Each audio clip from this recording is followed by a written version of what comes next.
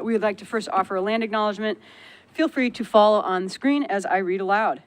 Metro Arts stands and holds space on the unceded and sovereign lands of the Cherokee East, Yuchi, and Shawnee peoples who have stewarded it for generations.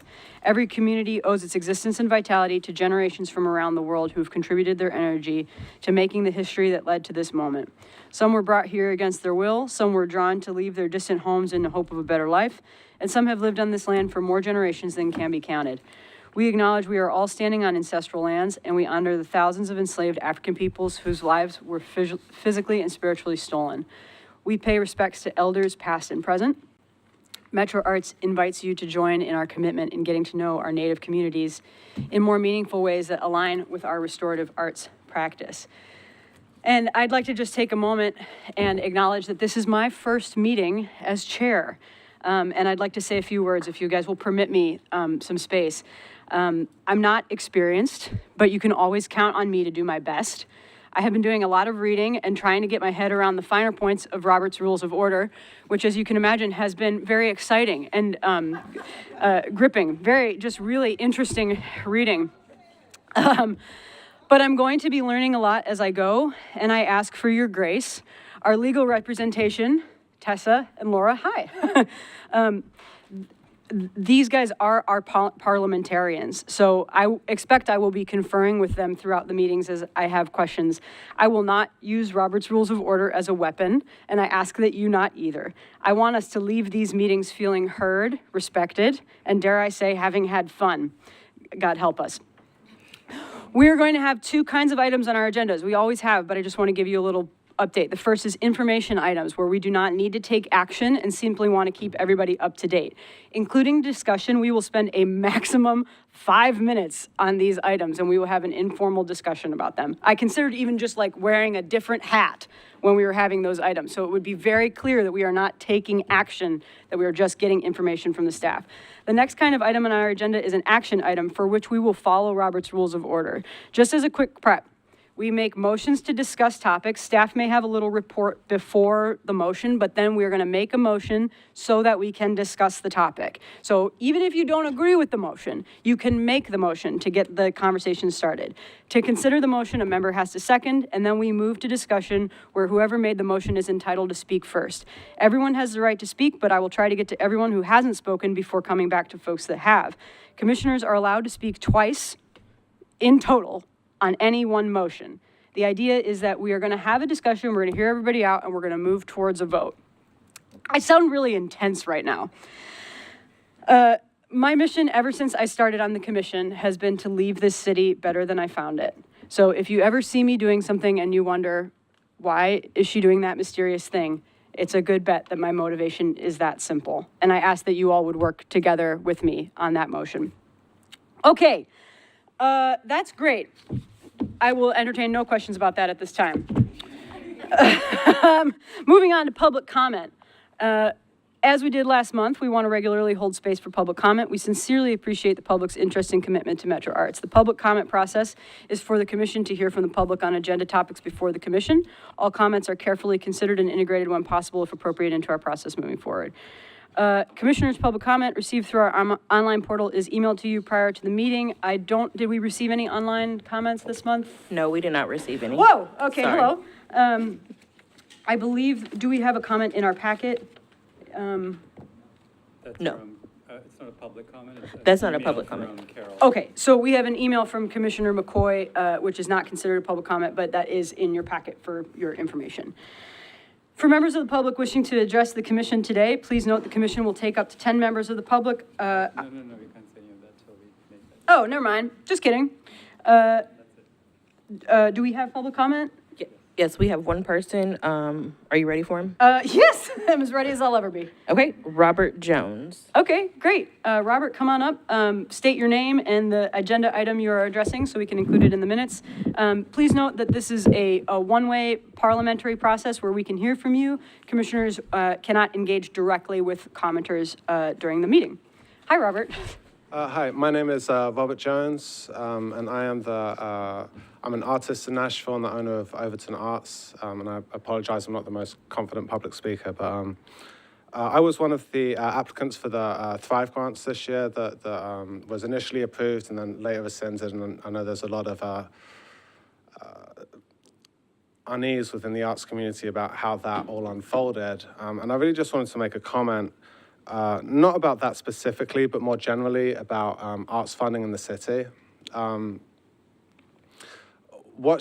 What I'm really concerned about within the arts community in Nashville is that when I'm talking to my artist friends in the city, the kinds of artists who do really narrative work, that I think work that kind of speaks to the community and the world that we live in, tend to have a hard time selling their work in the private market, because narrative work is it asks questions, and it's pretty difficult to see that. It can pose challenges to see that in your house. So a lot of people just go with more decorative art. So the artists in Nashville who I find who are really succeeding and making a living are more decorative artists. And I think there's a misunderstanding within art funding, public art funding, that if we give a $20,000 grant to an artist to create a public piece, that's a lot of money, and they don't really deserve that, or that might be more money than they actually need. But for artists who are creating really narrative work, that's a huge, huge source of their income. And the artists who I know within Nashville who do that sort of work are all talking about moving city right now, because they're not getting any support from the city and they can't afford to live here and continue to do the sort of work that they want to do. And I know that the wider problem is going to be a lack of funding in general in the city for the arts. I was reading recently that New York City pledges $200 million a year annually in arts grants for artists and public institutions. Dating back to 1989, Nashville has pledged $61 million. So there's a big gap in the funding, but I think there's also a really wide gap in how that funding is allocated. And I really hope that moving forward, the commission of the Metro Arts Nashville can take that into consideration and do a better job at supporting low-income artists and small arts organizations in the city. Thank you. Thanks, Robert. Appreciate your commitment to being a part of this process. Oh, we've got another public comment as well? Oh, great. Just want to double check, because I see we just had some late comers. Is there another public comment? Okay. Sick. Okay. Moving on to the approval of minutes. Our next agenda item is approval of the minutes. From July 10, we have to approve because there's a correction needed, which is highlighted in your packet, and the minutes from August 17. Hopefully, everyone has had a chance to review them. Would anyone like to propose any changes or ask for clarification? Are we doing them both at once, or are we doing? We have to do one at a time. I think we have to do one at a time. Also, as a reminder, the good men of the IT department have supplied us with these boxes, and when you speak, in order for the public to hear on the recording, you're going to have to press the little button of a silhouette of a person who's like radiating some sort of nuclear thing here. So yeah, the button on the right. Okay, any additional questions about the minutes? Are we on July or August right now? Well, I think I will entertain a motion to approve the July 10 minutes as corrected. And I make that motion. July 20, also a great day of the year. Ellen, I make that motion to approve. Okay, Dexter has moved to approve the July 20 minutes. Is there a second? Second. Seconded by Leah. Any discussion about the minutes? Okay, the minutes are approved, and if there are no additional questions or I have a question. et cetera. Oh, would you look at that? What fun. It's Okay. not about the minutes. I know we have in the package the Commissioner McCoy email. Are we doing something with that? It's just part of our. No, she had emailed Daniel, and she asked, because she's not here today, that her comments be included to all the commissioners. Yeah. Since we okay. can't So it's talk just outside part of of the meetings. package. We're Mhm. it's kosher Yeah. already. Yep, Okay. yep. Thank you. She would appreciate if you gave it a gander. Okay, anything else about August 17? Page Leah, I'm so sorry. Can you hit your, Oh, perfect. Okay. So on page 4, I'm looking at the motions about the rescinding. I could have done this. I just do not remember making that second. And I'm only asking because Commissioner Sherry seconded all the other ones. And so I could have done that. I just wanted to see if we can double check that before. yeah, Yeah, sure. okay, yeah. I'm, V, are you cool to double check that? Okay, thank you, Do you my dear. want to table this motion for now and see if we can, will it be something that you can track down by the end of the meeting and we can possibly approve then? Okay. Thank you.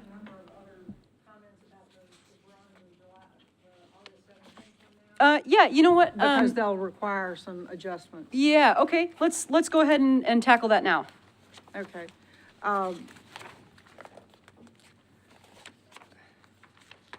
Y'all are gonna be so tired of me. Try me. On page 5,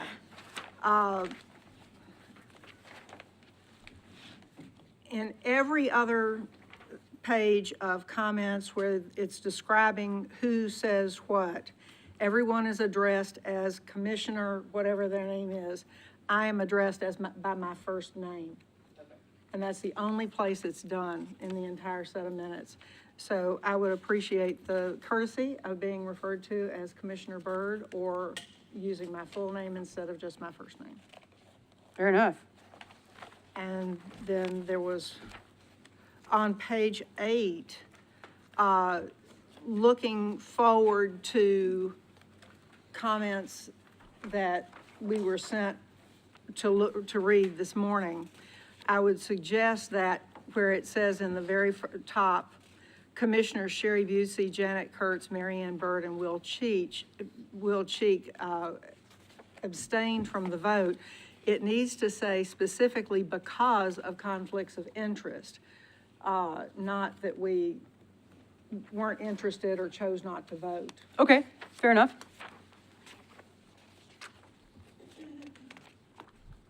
Just as a question, should that be abstention or, because I was recused from, I think, It all is, of them. you're right. It's a Okay, recusal as opposed to an abstention abstention. because we were not allowed to vote, not that we did not choose to vote. Right, yeah, okay. Thank you, I appreciate that, Oh, okay, Janet. got it.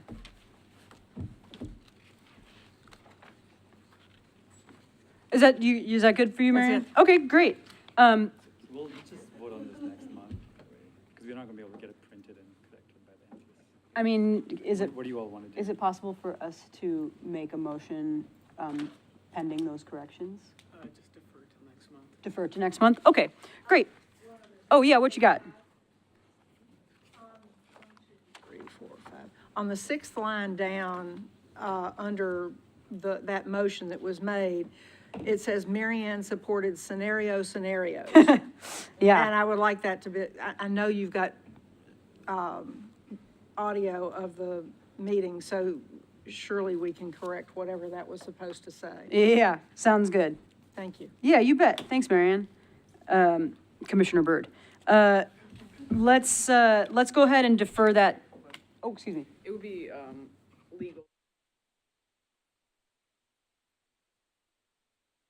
I know it might be a pain for you, but if we can get them updated and handed out and table it till the end of the meeting to get these approved. Okay, do you think that'd be possible? Yeah, if you don't mind. So that's updating the minutes if you can, and then also we wanted to go back and what was it here? Check who seconded the on page 4 in the middle of the page. If that is possible, great. If not, we will defer to the next meeting. Okay, great. So that is the minutes. Oh my God, we're on time. Okay, let's go ahead to our featured arts presenter, and I will pass it over to Chuck. I'm going to steal a mic. No, you're fine.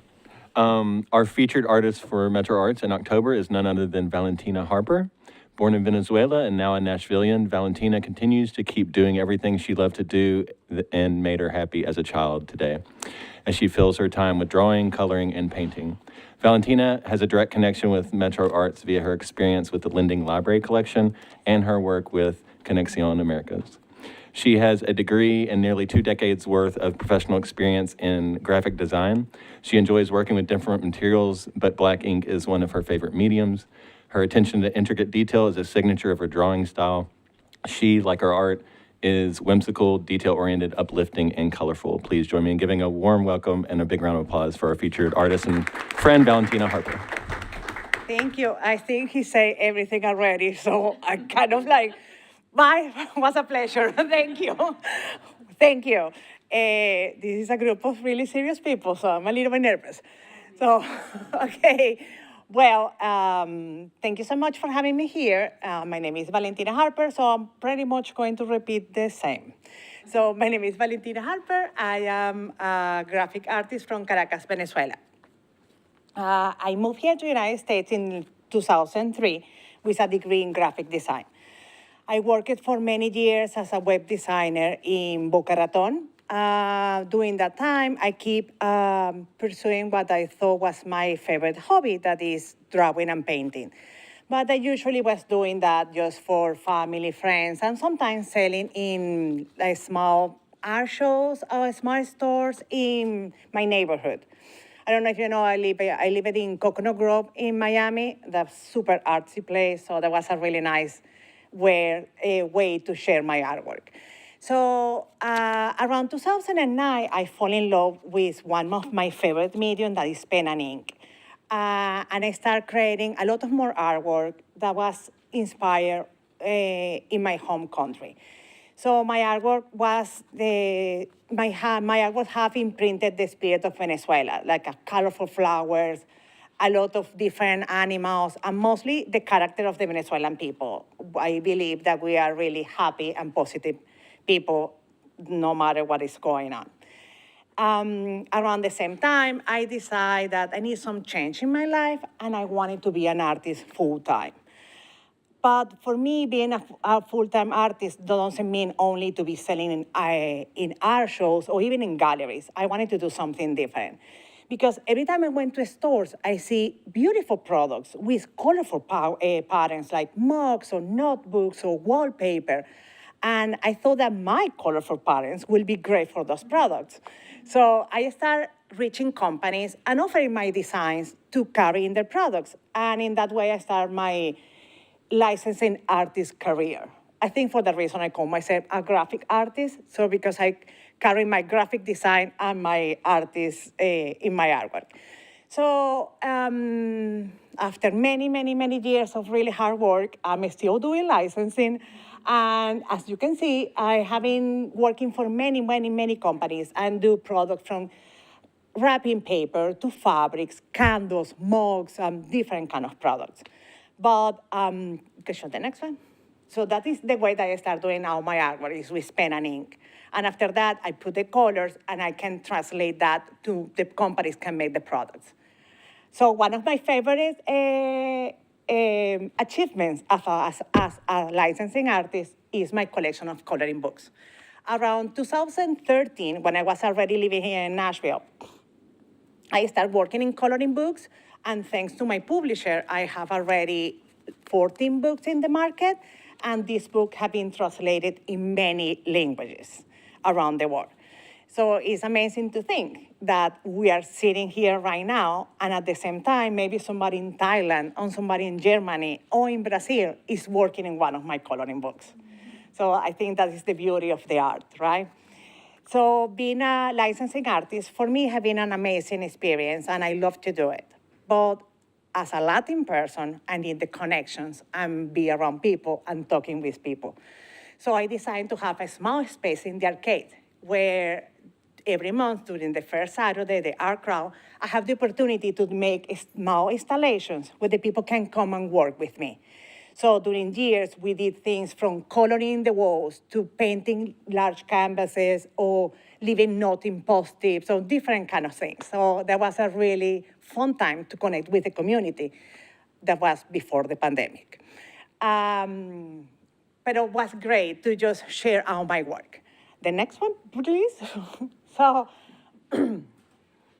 I love to be part of the community, and that is what I wish I can keep doing. So one of the artworks that Chuck was making the comment that is in the library right now, first, that artwork was in a collection in the Nashville airport. So I love to participate in different projects in the city. We work together I work with the city of Nashville in a project called Let's Color Nashville, that we paint big panels to cover the buildings that were damaged during the tornado. I work in different with organizations, and private and public, to do community art. And one of my favorites, obviously, is the mural we did in Parque Azafrán, because that was my first community art with the Latin community. And that is what I want to keep doing. I want to keep creating art. I want to keep connecting with the community and sharing my passion with the city of Nashville. So thank you so much for having me here. Thank you, Valentina. And I have here some positive little things to give it to everybody, so just share, please, to keep yourself positive during the whole Valentina, day. where, Questions, sorry? No. I have a question, because I don't know anything about your art. I'm joking, I know her, I work with her. Okay. I have a puzzle for my kids that Yes. she made. It's a beautiful butterfly puzzle. But can you share with the commissioners where can we find more about where to get the pieces and maybe your handles? Yes, you can always find my artwork on my website, valentinaharper.com, or you can follow me in my social media, Valentina Design. So you can see there all the time part of my process and any other new projects I'm working on. Like, for example, I'm going to be doing a workshop for Metro Parks this Saturday on the Centennial Art Center. So you can always find me in Valentina Design in Instagram. So thank you very much. Diana, something more? No? Muchas gracias, Valentina. Oh, gracias Me a ti. encanta tu arte. Oh, gracias. Wow, that is awesome. So we also have one of her works in our lending library collection. Yes. So, One of those ones there was first at the airport. Which library is it at? I don't know where it's right now. Do you know, Ann Leslie? I know that one is something. Because if it's at the Madison Library, it's checked out and I'm mad. Okay, that was really awesome. So colorful, so fun. Thank you again, Valentina. Next up, we have an action item. Okay, so this is where we're going to make a motion and then have a discussion. I think that Ann Leslie probably has some updates for us. Ann Leslie, are you going to be presenting on this, or Daniel will? So here's the deal, folks. We have bylaws. The quorum or back is counting here. we don't have 10 yet. We don't have 10. Oh, so we need a 2/3 to do the bylaws? So the bylaws state that for any motion that's not related to the bylaws, it's an affirmative vote of the majority of the commission members present. However, for any bylaw changes, it's 2/3 of a vote of commission members, all commission members. Okay, so do we have? We have 9 present, we need 10 affirmative votes to amend the bylaws. Got it, okay. I think Will is on his way. Would it make sense to table this and try to tackle it when Will is here? Yep. Okay, I guess it would make sense to talk about it then, too. Okay, moving on. Just big old never mind for me. Next up, we've got the nominating committee. Leah has been nominated for vice chair. Deanna has been nominated for secretary. They have both graciously offered to do those things. And so we need to take a vote. Is that correct? One at a time. One at a time. Okay. All of those question marks, please replace those with Leah. Okay, so I will entertain a motion to approve Leah as vice chair to start, and then we can do Deanna. I so move. Dexter moves to approve Leah as vice chair. Is there a second? Seconded by Commissioner Byrd. Any discussion? Great. If I had a gavel, there it is. Next up, You have to take a vote. oh, never mind. See, I'm really good at this. Okay, let's take a vote. All in favor of Leah as vice chair, say aye. Aye. All opposed? Great. Leah, vice chair. Next up, I will entertain a motion to approve Deanna Perez as secretary. Anybody? Moved by vice chair Leah. Any second? I'll second. Seconded by Commissioner Kurtz. Any discussion? All in favor, say aye. Aye. All opposed? Bam! Look at that nominating committee go. Okay, next up, we have, this is an information item. So again, I've got my information item hat on, which means that the maximum time we will spend on this is 5 minutes. We are, updates from the Committee for Anti-Racism and Equity. We did not have enough people to have a meeting this month. One thing that will help with that is if we get some new CARE committee members on board. Lots of community members have indicated their interest to Daniel, and I think we're gonna be getting some of those folks to roll on soon. A goal of the CARE committee as of late has been to weave what they do into all of the committees. To that end, I have been attending the public art meetings and trying to raise issues of equity there. And my hope is that we can, with a few more bodies in the room with CARE, that we can start to do that with grants and funding, advocacy, and nominating committees as well. Daniel, is there anything you'd like to add about that? No, and then, the training we'd have with CARE and the full commission, because we have 4 new commissioners starting in January, so Yes, so we do have new folks rolling onto the commission in January. hopefully, if the mayor Pending- approves on time. Yeah, pending the mayor making those appointments and the council confirming them. So the staff is going to be having a retreat on December 4 and 5, which everyone is invited to attend if they can. But also, we will be having onboarding for new commissioners, is that right? Yeah. In February?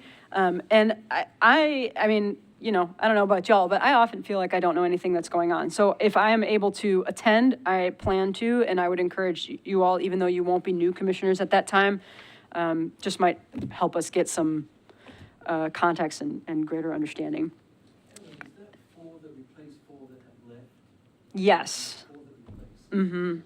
that's correct. So that's the news Do you from want to share here. who all are leaving, so that, because there's been questions about that? Oh, sure. Would you like to take over and Is that okay? share? Yeah, I mean, that's fine. That's fine with me. So- We do have some folks that are rolling off. I think Daniel's going to provide us an update. Yeah, so Commissioner Schmidt is term limited, and Chair Powell has resigned, and Commissioner Brewer and Commissioner Byrd have resigned as of January 1 as well. So we'll have 4 new commissioners rolling on in January. And also, y'all know what it takes to do this. In theory, we just have this one meeting, but we are volunteers, and it is a lot of emotional energy, and it's a lot of work, and it's for the good of the community. We need good people in here. So if y'all know anybody that you think would be a good fit or is up for it, please email Daniel so that he can include, some names in the list that we're hoping Mayor O'Connell will draw from. Okay, so I think that's good for CARE. Let's move on to public art, where we have about 800,000 action items. So let's get this party started.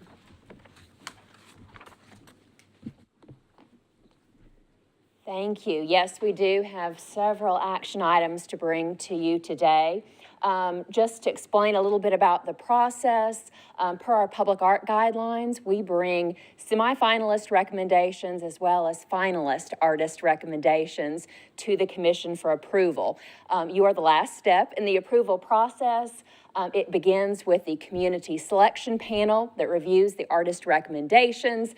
And in their first round of voting, they make a semifinalist recommendations, and that goes to the Public Art Committee, and with their approval, it comes to you. And then those semifinalists who then go back to the community selection panel for review, and then a finalist is selected. And for one project today, we are bringing one of those finalists to you. So the first one we have is the Luby Community Center mural project. This is a participatory budget project from 2022. We received $105,000 in funding dedicated to the mural project. This was a larger project. There's additional funding that is going to parks for seating and a community garden. So the site, of course, is the Luby Community Center and Library Building that is there on Rosa Parks. The owners of this building are the parks and library, so we're working closely with them. Even though Metro Arts owns artwork, we don't own any buildings, so we're always working with a Metro partner on these projects. The wall identified for a mural celebrating Alexander Luby is the west wall of the building. You see it pictured there. It's very blank with only just those two small doors there in the corner, so it's a large canvas for an artist to use. The artist budget is $60,000, and you may ask why, with $105,000 dedicated to the mural, do we only have $60,000 as part of the artist budget? And that is because as we researched this location, this wall, we researched various types of murals that could be placed on this wall and how they would be installed. We settled on Polytab as the installation method. And as we looked at places where Polytab murals had been installed, we saw that installation was really key. If done well, it could last for many, many years, as long as this building is standing. But if done poorly, there could be water intrusion and a lot of problems and bubbling and so forth. And we didn't want that to happen. And because Metro Arts is responsible for the long-term maintenance of any of these artworks in our collection, we decided that we would like to have our art handlers to do the installation. So that takes some responsibility, that the artists themselves can worry about the design, and we will actually, Metro Arts will purchase the mural cloth, the Polytab, and provide that to the artist who will create their design, which will actually be coming back to you for approval. And then the installation will be completed by Metro Arts vendor who will do the art installation. For the eligibility for this project, because this participatory budget program at this time was North Nashville and Bordeaux exclusively, we did want a local artist, so we limited artist eligibility to Davidson County and surrounding counties, and we had 16 eligible applicants. So the first one that comes to you as a recommendation from the Public Art Committee is Creative Girls Rock. Alicia Mrazek is the lead artist, along with these other artists, Charmin Bates, Caitlin Mello, Kasumi Bledsoe, Kamara Stevens, and Sydney Shelton. You've probably seen their work around town. Another local artist you're probably familiar with, James Threlkill. And finally, Omari Booker.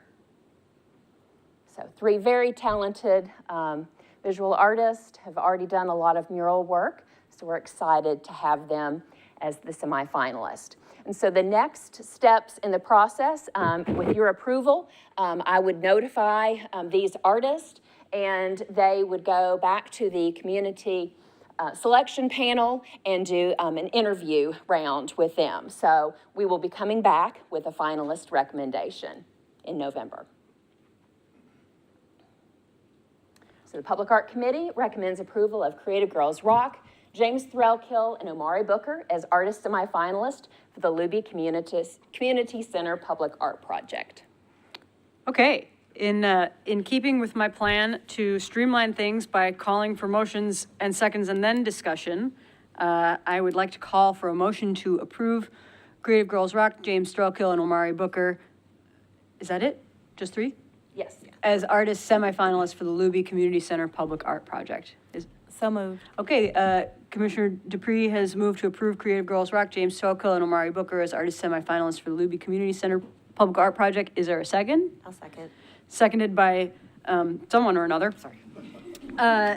Commissioner Kurtz or Paul, and you guys can duke it out in the parking lot. Oh, no, I think we do.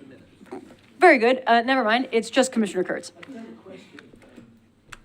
the size of the project, I mean, does each of the artists have the space to actually produce work on that level? And do they have studios large enough to produce? That's a very good question. So with the budget that we're providing, one of the things that they could do is secure additional space, warehouse kind of space, just spread out in the way they might need to. It's a good question. Any other questions or discussion? Okay, let's go ahead and vote. All in favor, say aye. Aye. All opposed? Okay, we've approved Creative Girls Rock, James Strelkill, and Omari Booker as artist semifinalists for Luby Community Center project. Thanks, Ann Leslie. Next. So you may see some of those artist names again for the Bordeaux Gateway project. Again, it was a project that came out of the participatory budget process. This one, we have an award that came to Metro Arts of $200,000 for this. The site is the traffic triangle there at Rosa Parks and Clarksville Highway, where the existing Welcome to Bordeaux sign is located. Here we are working with Nashville Department of Transportation as well as the Tennessee Department of Transportation because of this being a right-of-way. The artist budget for this project, we have $185,000. For this project, as well as for Bordeaux, we allow ourselves some room where we are able to provide stipends to the community panelists. So part of that difference, the $15,000, is because we are offering stipends to our community panelists. But for this project, we are also having the artist, the semifinalist artists that you'll approve today, they will be provided with an honorarium to create design concepts, $2,000 each, and those design concepts will be on display mid-December through mid-January. And at that time, the community will be able to comment on those proposals. And we will have them up at the Bordeaux Library, and then we will also have them available online for people to comment. So that those honorariums and those stipends we're able to cover that through this process. Like the Luby project, the eligibility is local, Davidson and adjacent counties. We had 13 eligible applications. You go to the next slide, please. And you'll see some familiar names. Creative Girls Rock applied and was selected by a different selection panel who knew nothing about the recommendations made by the Luby panel. But they scored Creative Girls Rock highly. James Strelkill. Omari Booker, again, but he decided with this project to reach out to another artist, and they applied as a team. So there on the left-hand side, you see some of Omari Booker's works, his visual art paintings, and then Stephen Hutchins, he is a stonemason, so you'll see some of his work there on the right-hand side, but they are applying as an artist team. And then Prado Studio, Jairo and Susan Prado. And then finally, Shabazz Larkin. So for this project, we have 5 artist semifinalists that are being recommended. And these are ones they'll all be given the chance to complete a design concept, and it will be on display mid-December through mid-January before the selection panel meets again to choose a finalist. Public Art Committee recommends approval of Creative Girls Rock, James Strelkill, Omari Booker and Stephen Hutchins, Prado Studio, and Shabazz Larkin as artist semifinalists for the Bordeaux Gateway Public Art Project. Sick. Is there a motion to approve Creative Girls Rock, James Strelkill, Omari Booker, and Stephen Hutchins, Prado Studio, and Shabazz Larkin as artist semifinalists for the Bordeaux Gateway Public Art Project? Moved by Commissioner Byrd. Is there a second? Seconded by Commissioner Edward. Any discussion or questions? Yeah, Commissioner Byrd. My question is, given that obviously somebody in the first set is going to win that, does that preclude that artist or team from winning another? Very good question. Yes, in our public art guidelines, if you have an active public art contract, you are ineligible for other projects. And because the Luby project is on a bit of a faster schedule, simply because we're not doing the design concepts, one of those three artists would be signing a contract first. And then they would have to pull out as one of the artists for the Bordeaux Gateway project. So that's why we did have 5 artists for that second project, knowing that it's possible that one of them will be pulling out. And if I can jump into, we discussed in the Public Art Committee meeting that several of these artists have applied for several of these, and so they have been included in the finalists in the event that somebody gets one of them, but the other is still a perfectly worthy artist and should be given a shot at another project. So some of these finalist pools are larger than we would do normally. Well, actually, no, 3 to 5 is our typical number, so yes, they're all right in line with what we expect to do. Cool, great. Commissioner Hubbard. Of the artists who didn't make it, because I think in the first one it would be about 10 to 15, are there any communication with them afterwards on how they can possibly enhance their application for the next one? Well, if they request that, we don't typically give them any feedback. I mean, I certainly would be letting those artists know today after after this meeting, but if they do request some feedback, we can give some. Hey, Commissioner Cheek. Any other questions or discussion?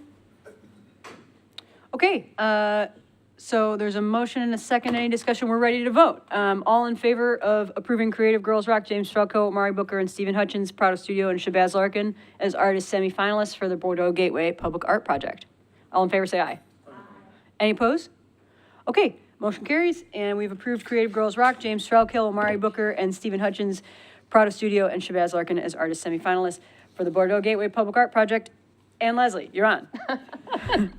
Thank you. So the third project, and this normally doesn't happen, that we would be bringing so many to you in one meeting, but this is the way it's working today.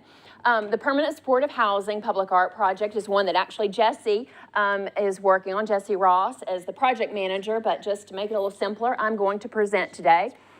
This project, a project of general services, is for housing. That it's going to be a 5-story structure, as you see, with 90 units. It's on Joe Johnston between 1st and 2nd Avenue.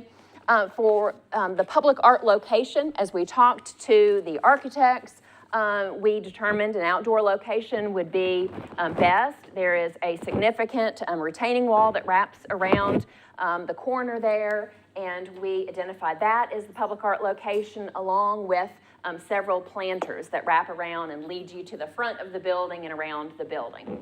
For this project, we have a $200,000 budget. We opened up eligibility to all of Tennessee, and we received 19 eligible applications. And so the selection panel scored them, and Public Art approved these. Detour North with Woke 3, Thomas Evans, Charles Key, Malik Rahman, and Angel Adams. Marlos Yvonne, Omari Booker, Zona Company, Andre Bustamante and Keisha Lopez, and Queen Bee Inc. Cool. Okay, so with that, I will hear a motion to approve Detour North, Marlos Yvonne, Omari Booker, Persona Company, and Queen Bee Inc. as artist semifinalists for the Permanent Supportive Housing Public Art Project. Do I need to recuse myself? Why don't you? Okay. Sure, love that. And I so move. Is it a conflict of interest? Legal would like to know if it's a conflict of interest. Yeah, so my construction company is building the building. Oh. Just want there to be any sort of connection. Gotcha. We've That also seems, gotten Metro dollars. that seems very cool, very legal. Okay, so Commissioner Bell is recusing himself from this whole thing. Is there a motion? I don't make a motion. Okay, Dexter has moved to approve Detour North, Marlos Ivan, Omari Booker, Persona Company, and Queen Bee Inc. as artist semifinalists for the permanent supportive housing public art project. Is there a second? I'll second. Seconded by Commissioner Cheek. Hello. Any discussion or questions about this panel? A small question, when you're considering these, is any sort of thought given to like placing them where people can't do graffiti over them or can't damage them or can't, change them in some way? I mean, are they out of the reach of public hands, when they go on? We do think about graffiti and just the very nature of most of our locations. It's hard to get it completely out of Hard enough reach. to do that. With Luby, we actually have decided that we're going to have it 8 feet up, so that in that way it is above, how most people could easily reach. They'd have to really go out of their way to do some graffiti. For this location, we will of course insist on anti-graffiti coating, but beyond that, maintenance is up to us. But yes, I don't know if there's any way to keep it out of reach. Because then they looked like it was quite low to the ground. It is, yes, it is. So there's an anti-graffiti coating? Yes. Wow. What's that? I mean, It's a coating that just makes it's such that the surface, paint doesn't apply, adhere as well and can be removed much more easily.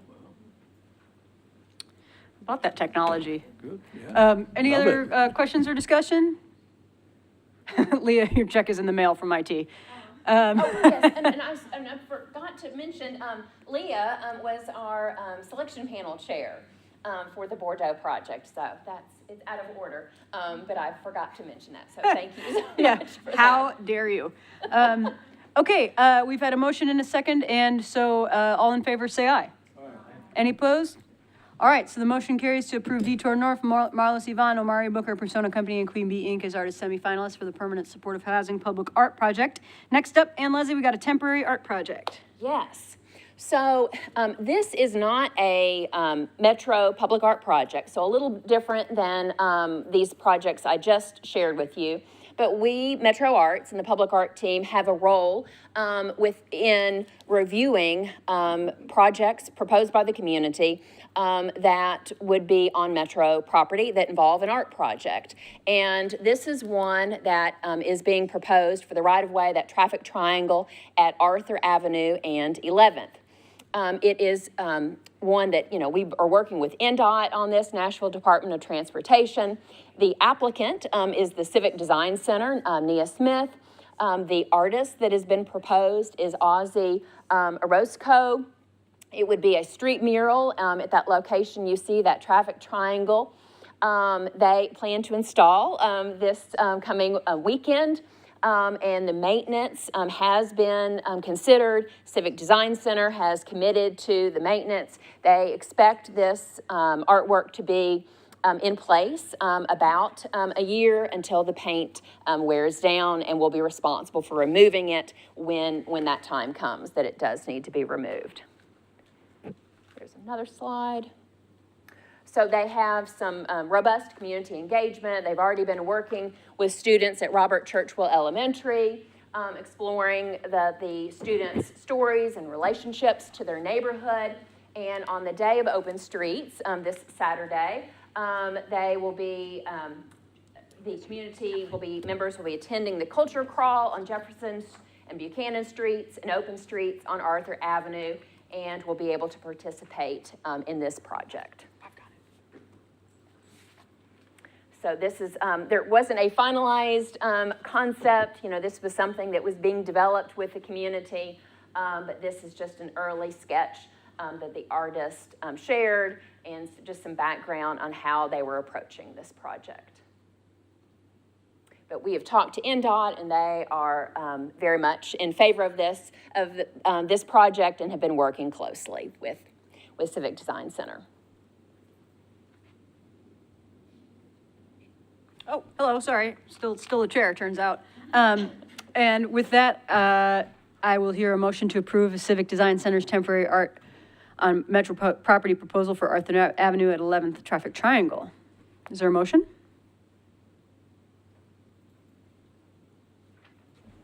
So moved. Moved by Leah. Is there a second? I'll second. Seconded by Commissioner Kurtz. Any discussion or questions? All in favor, say aye. All opposed? Great, motion carries. And I'll just say, I'm opening my drink. Okay. I just felt that it would be annoying if I didn't acknowledge it. Turns out it was annoying even that I did. Okay, next up, we have both an action item and an update, and I will turn it over to Ann Leslie. Thank you. This is our last public art item today, but one we are very excited about. The Arthur Avenue I-65 Bridge Underpass. We are bringing a finalist recommendation to you today. A little bit of background. You may recall we talked extensively about this in May. This is a project we've been working on for several years as Metro Arts. Daniel and I have been working on it for the past year. The location is Arthur Avenue, so very close to that temporary artwork installation near Elizabeth Park in North Nashville. The site owner is the Nashville Department of Transportation, because this is, they're the roadway, right-of-way, but of course, because this has an interstate bridge over it, we're also working very closely with the Tennessee Department of Transportation. This project started with an NEA grant, and in fact, we have Simone Boyd, lead artist on the NEA grant, here with us today, a $75,000 NEA grant, and we are working with Project Return as well on this. For this NEA grant, we have a June 30th, 2024 deadline, so we are working as quickly as we can to keep this project moving and on schedule. The artist budget for this project was originally $400,000 approved by this body, but when we had meetings this summer, a site visit with the invited artist, there was concern about the budget, and fortunately, NDOT, Nashville Department of Transportation, was able to put in some additional funds, an additional $100,000, so we do now have an artist budget of $500,000 for this project. Because there had been so many delays in the early years of this project, we decided, and because the artist needed some very specialized skills, we decided to host an invitational where we would invite artists who had the specific skills and were able to meet the demands of the project and the schedule and had the capacity. So we're looking for professional U.S. artists with public art experience and capacity, demonstrated history of innovative community collaboration, an experienced background with interpreting African American histories, and collaborations with fabricators and lighting designers. We wanted to make sure we had an artist who had done previous lighting projects and was very comfortable in that space. We worked with our own Metro Arts consultants, as well as NEA consultants, National Endowment for the Arts, and together we had several different artists we considered. We brought those to the Public Art Committee, and they encouraged us to reach out and see exactly which ones were interested in taking this on and had the capacity to do this. And those four, can we go back? Those four were the ones that were the invited artists. Akene Ajoma from Brooklyn, Erwin Reddle from Long Island City, New York, Alex Braden from Washington, D.C., and Cliff Garton from Los Angeles. And so these four artists provided us with design concepts, and on Monday, with Clarence Edward as our chair, we scored the artist who came to us virtually and made presentations of their design concepts. And after scoring, we have a finalist and an artist that we want to suggest as an alternate. So go to the next one. It's really hard to see. It's really a dark slide. But this is the work of Alex Braden. He is the finalist recommendation. Hey, Ann Leslie, do you want me to hit the lights? That might be helpful. Listen, they don't just keep me around for my good looks and charm. Be As Water is a multimedia work of art consisting primarily of a massive dynamic work of light, supplemented by architectural intervention, custom tile, paint, and coincidental sound. This work references the visual and sonic properties of water as a metaphor for the unfathomable, adaptive, and tireless resilience this community has shown. Next slide, please.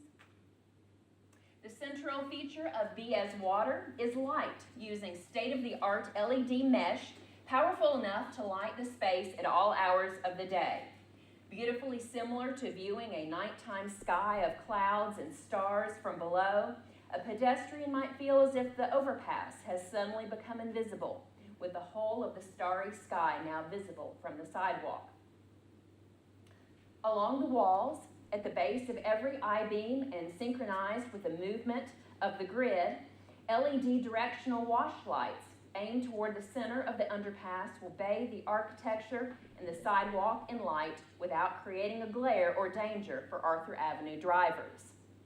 6 custom benches along the sidewalk provide a place of rest for viewers, as well as providing underlighting, also synchronized to the movement above. Also inspired by the movement of water, the strata of this mural design represents and honors the many generations of longtime residents who call this neighborhood home. Its colorful gradient to some might suggest a sunset, an acknowledgement of the past, or a letting go. To others, it may represent a sunrise, a welcoming of a new day, and a confidence in the future.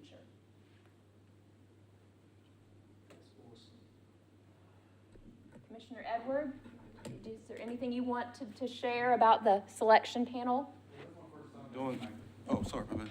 Yeah, that was my first time, I guess, overseeing the selection panel. I'd like to say this is the one that they all were like in unison, as far as how they agreed with it. All of it, they had a lot of concerns, but I think, not for this one specifically, but just in general about the project, but I think this one answered a lot of their concerns.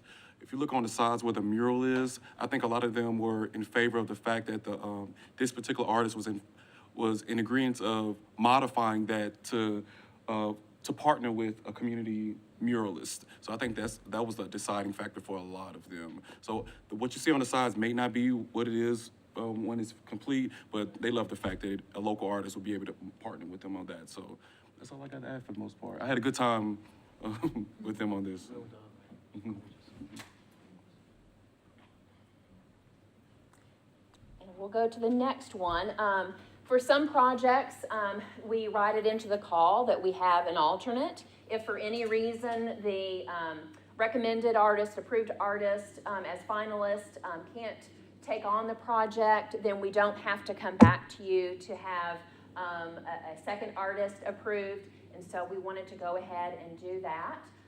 Cliff Garten was the artist who was working with Ebony Payne English, and he is the recommended alternate. His proposal concept is called The Path is the Gift. Written large beneath I-65, The Path is the Gift restates the importance of the people around Arthur Avenue and their homes, families, and community through poetry and sculpture. The conversation we will hold in our community engagement sessions is multi-generational, involving young people and elders and those in between. These workshops will be held in January by Ebony Payne English, award-winning poet and community engagement specialist. The children's drawings and the oral histories that will come from this workshop will appear on a stainless steel banner or path that runs the length of both sides of the underpass. A changing LED light show of colors illuminating the text and drawings makes the underpass a lively place at night and will also be seen during the day as it brings illumination to the darkness that once was the underpass. The banner is made of 3/16" stainless steel that is laser cut with text and images and then rolled in 2 directions. The banner on each side of the bridge is 120 feet long and about 4 feet wide. It is hung from cables diagonally from the bridge beams with beam clamps. The elegance of this floating ribbon is deceptive in its strength. It is very solid and very durable.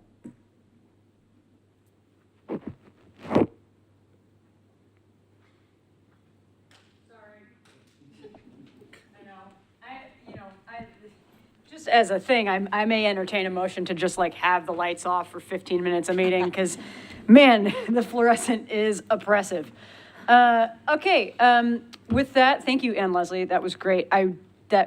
Cliff Garton rings a bell. Do we have something of that artist in our collection? We do not. Oh, okay. But you probably do recognize his name. He has been a semifinalist in several projects. Gotcha. And we're just pleased that he keeps applying. Yeah, He God love wants him. to have a commission here in Nashville. Oh, cool. All right, sick. Well, great. I'll entertain a motion to approve Alex Braden as finalist and Cliff Garton as alternate for Arthur Avenue I-65 Bridge Underpass Public Art Project. Moved by Commissioner Paul. Any seconds? Well, just want one. Yeah, Commissioner Edward.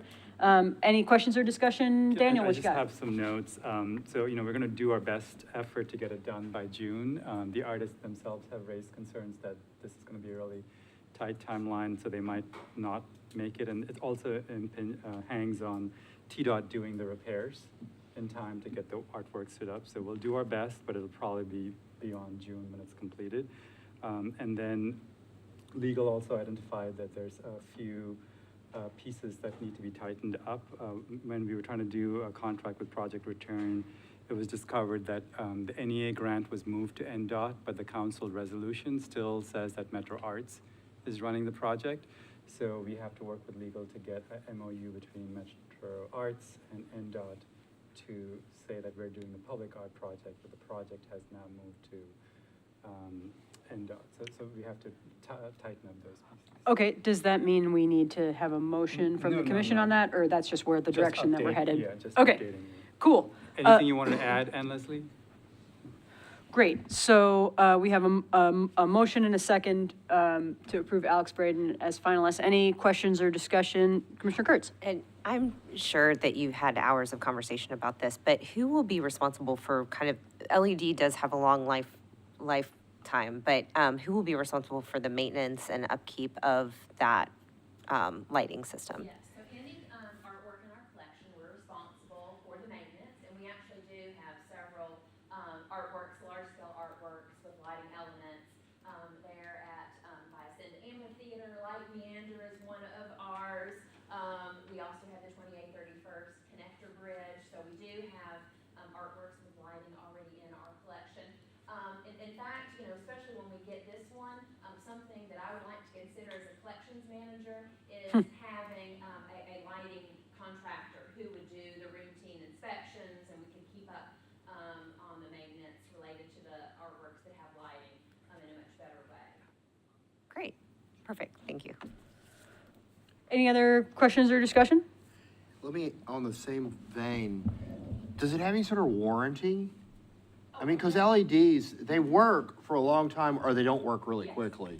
Yeah, no, so the artist, and I didn't provide you with all of those details, but they did provide some very preliminary technical information on materials and everything, and so lights do come with warranties. I think one of the artists mentioned, 5 years, and so, we will have all of that information. It will transfer to us when the artwork transfers to us. And so we'll keep up with that, and then afterwards, yes, it'll be up to us to perhaps do, larger replacements of lighting down the road. But we have, these would be capital expenses, and would have funds for that if we did need to do a major lighting repair down the road. But certainly, hopefully, that's not happening anytime soon. Thank you.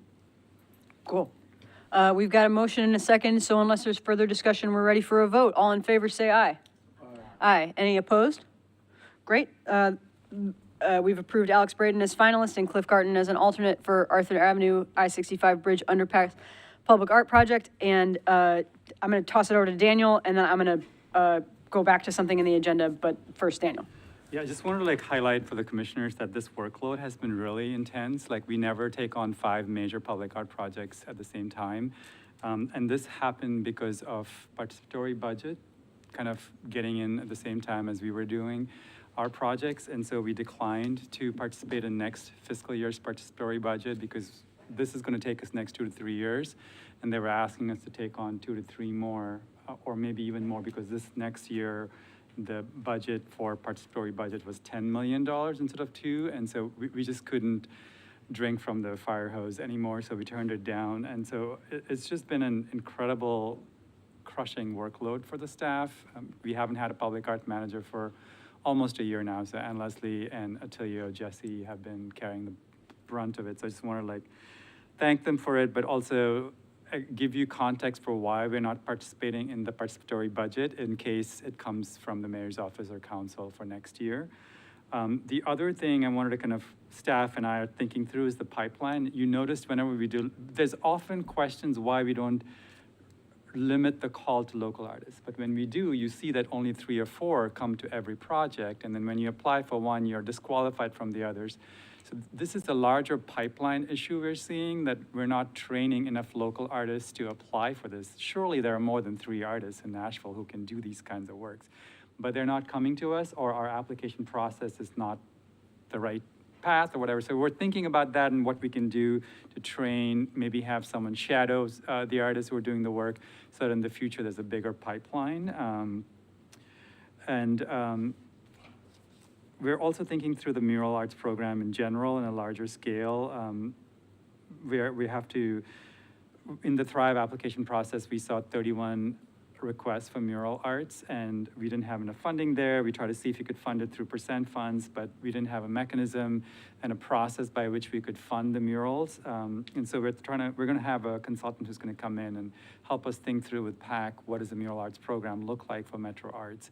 And we'll have to figure that out and get that going. And then the last piece of that is that we're trying to really think about how we can go with what the community is doing. And so, Paul, we've talked about how do we make an artwork that might be just about tagging and graffiti, right? So that rather than saying, no, you can't touch this, we make it encourage them to do that. So we're thinking about everything that you're saying in these meetings so that there's an outlet for teens to come and tag and graffiti as much as they want, and it'll be a public artwork that we put up. So we're moving in that direction. Yes, Deanna. Daniel, if you can explain to me like an ABC on how Metro worked with the participatory budget, is it like through submissions of ideas, or like, I don't have an idea. So the public submits an idea, and if it gets enough upvotes, they send a short list to Metro Arts, and then we develop it out and say, here's what we expect it to be based on the information we get. But often we just get like 3 words or a sentence. And that's actually one of the problems with the Bordeaux traffic triangle there, because what we got was they wanted to do something around the sign there, but now the community wants something much bigger and majestic, and like that's not what they told us in the beginning. So we budgeted based on the information we got, but now they want something big, beautiful, and majestic. And so it's still, like, all the processes are not aligned across all the departments. And so right now, the public gives a sentence or an idea, and if the steering committee thinks there's enough merit in it, they send a few to us, and then we develop it out and send it back to them. And the steering committee at the participatory budget decides which of those they'll finalize and send to us. Got it. Thank you.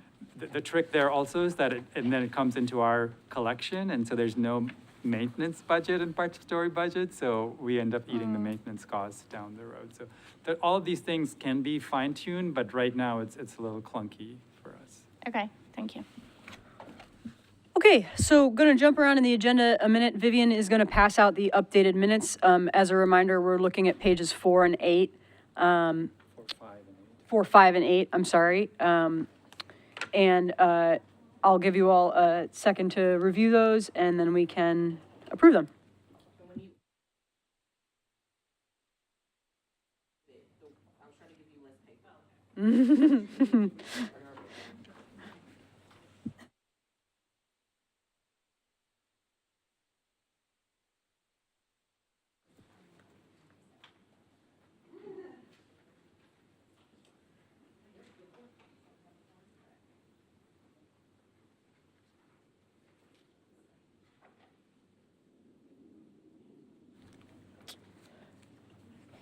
So just to make it clear what we're changing here, on page 4, we have updated that second came from Commissioner Busey instead of you, Leah.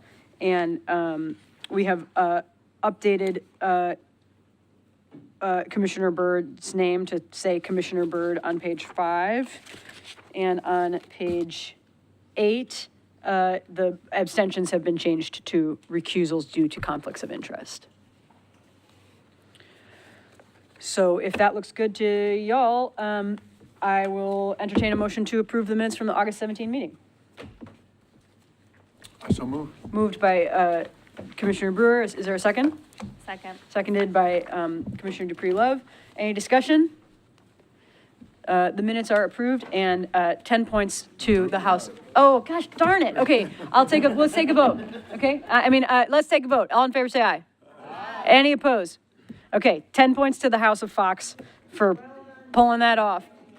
Okay, and I would like to go back, now that we've got Commissioner Cheek, to the bylaws. I'll just start real quick with it, and Daniel will have an update too, which is that our bylaws haven't been updated since 2020. Ann Leslie and Daniel came to me and basically said, look, there's some stuff in here that can make our meetings more efficient, and especially for the public comment. Other boards and commissions have time limits on those public comments, and we cannot have a time limit unless it's provided for in our bylaws. So I'll toss it over to Daniel to talk a little more about that. Sure. Can you go to the next slide? So right now, And you have a copy of the the bylaws. copy of bylaws are on your desk. And so the bylaws need 2/3 of the commission vote. So we have 10 commissioners here, and we can go to the next slide. And you all received notice last Thursday, so you got it in time. Right now, our bylaws state that except for the executive committee, a quorum is not required for committee or task force meetings and decision-making. But there's a new state law that says that all committee meetings have to have quorum. Is that correct, Tessa? Or is it an existing state law that we just It's didn't? the existing Open Meetings Act because the Arts Committee, or the Arts Commission chooses 2 committee members, 2 commission members on each committee. It makes every committee subject to the Open Meetings Act, although there are volunteers, general members of the population. Because there are 2 or more commission members on every committee, it is subject to the Open Meeting Act, which means it's subject to quorum, votes, minutes, and approval. So we're just catching all of those things that we had that slide for a while. And so we're, if you go to the next slide, there's one line in the bylaws. It's in your Article 7, Section 9. We're just striking that line that says, except for executive committee, a quorum is not required for committee or task force meetings, and saying a quorum is required for all committee and task force meetings and decision-making. So that'll bring us current with the state laws.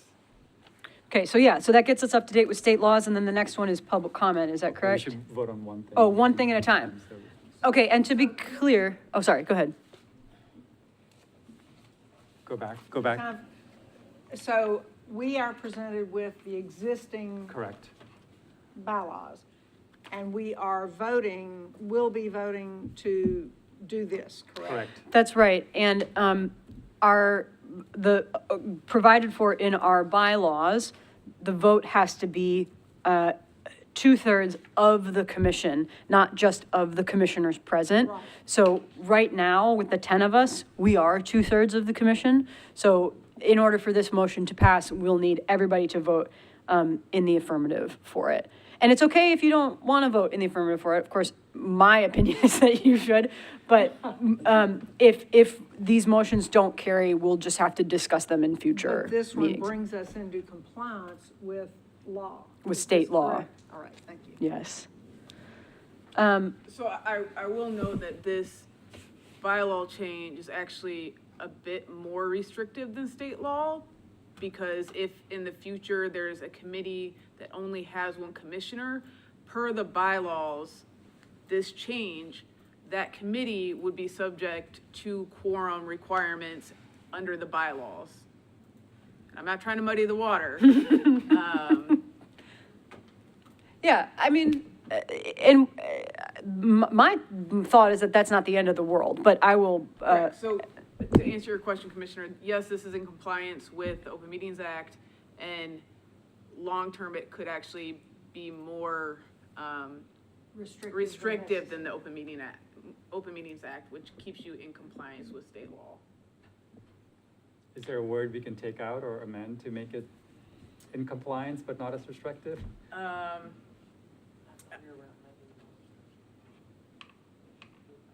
Yes, We recommend. yes, legal is, Sticking with how it is. yes, Okay. legal is fine with this. I just want to make sure that I was answering your question. Okay, And you can have more discussions after you have the motion and seconded. right, so let's have a motion to approve the bylaws amendment to Article 7, Section 9, striking except for executive committee, a quorum is not required for committee or task force meetings and decision-making, and replacing it with a quorum is required for all committee and task force meetings and decision-making. That was a mouthful. I'll move to approve. Commissioner Cheek approves my mouthful, is there a second? I'll second. Seconded by Commissioner Brewer. Okay, any discussion on this motion? Is there any point in asking legal to review our bylaws to see if there are other things that need to be brought into compliance before we go to the trouble of doing this piecemeal? I am certainly open to that. It would have to be a separate motion, though. And also, just to assure you, Marianne, we are going to do a whole new overhaul. We just didn't want to do it on the way out of the commissioners. We didn't want the new commissioners to think the outgoing commissioners rehaul the whole bylaws on their way I out. left it to them to do. And so we are looking at drafts, but we might be able to present a draft to you all by November, but we typically don't make major overhauls to documents when a commissioner's turning over. Commissioner Preload. Yes, I just wanted to just speak in favor of this amendment. All these committees, we are making decisions that impact several people's lives. And so it's just a good practice to have a majority or more people there to make decisions and discuss and vote on it. So I just want to vote or speak in favor of this amendment, and I hope everyone votes in the affirmative. Great, thank you. Any other questions or discussion? Okay, it's time to vote. All in favor, say aye. Aye. Any opposed? Okay, the motion carries. You want to acknowledge 10? We have 10. Do we all vote aye? Yes, I think no one voted in the negative, right? Okay, great. We love state law here. Okay, next up, bylaw updates for public comment. Like I said in the beginning, this is not uncommon for other boards and commissions, but we just need to have it in our bylaws. So Daniel, do you have an update on that? Sure, so our bylaws right now just say that it provides a time for when the general can when the public can address the commission. It also doesn't talk about committees, and so again, we're trying to both bring it in line with the state laws, because now that each committee is going to be an official body, we also have to have time before each committee and task force. So the steering committee that you will apply for the cultural plan will then need to have public comments. So anytime we have a public gathering, we'll have to have public comments. So we're trying to get everything aligned there.